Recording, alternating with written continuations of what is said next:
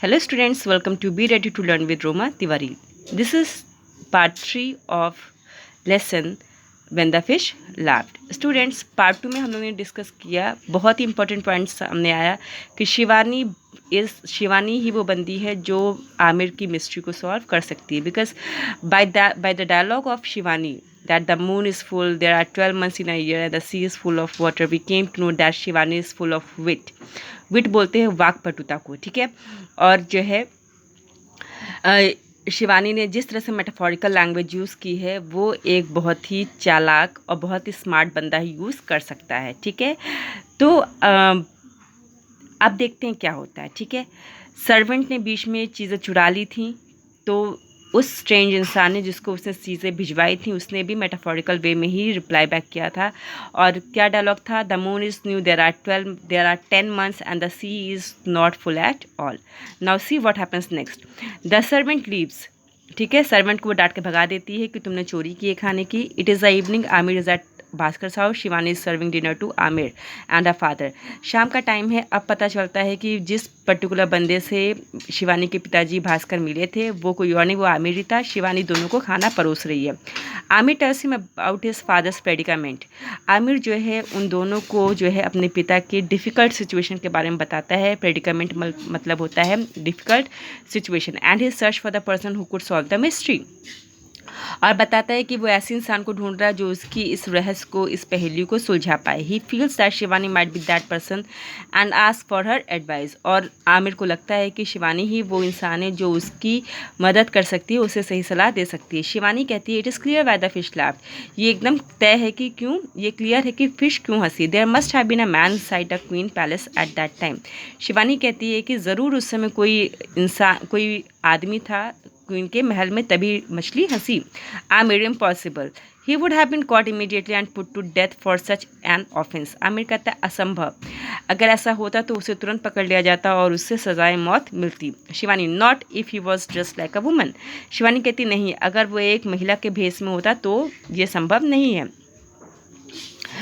तो ये संभव होता. Sorry. Aamir realising the logic of her argument. Aamir को उसके तर्क में कुछ समझ में आता है. ऑफ कोर्स, हाँ ऐसा हो सकता है. I must rush home and give the news to my father. और फिर वो कहता है मुझे तुरंत अपने घर के लिए निकलना चाहिए और ये न्यूज़ फादर को देनी चाहिए. नाउ सीन 5 स्टार्ट्स, ठीक है. सीन 5 स्टार्ट होता है कहाँ? The king's palace ground. King के पैलेस का ग्राउंड है. फीस्ट इज गोइंग ऑन और दावत चल रही है. The queen is present with her mates. और रानी भी अपनी दासियों के साथ प्रेजेंट है. The king has organised his feast on the advice of the vizier's son. King ने जो है इस दावत को ऑर्गेनाइज किया है, ठीक है, वजीर के बेटे आमिर की सलाह पर. To get hold of the man disguised as one of the queen's made.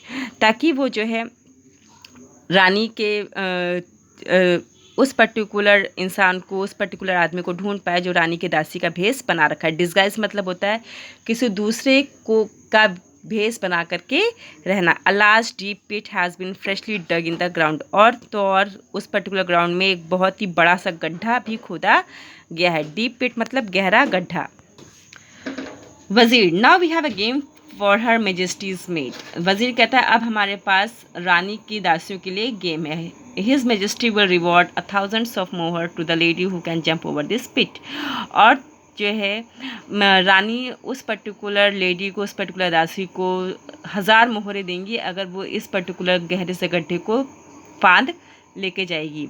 King कहता है impossible, who can jump over the pit. King कहता है कि किसी भी दासी के लिए इम्पॉसिबल हो, कोई नहीं, कौन इसको पार कर पाएगा. One by one the maids try to jump over the pit but fall into it instead.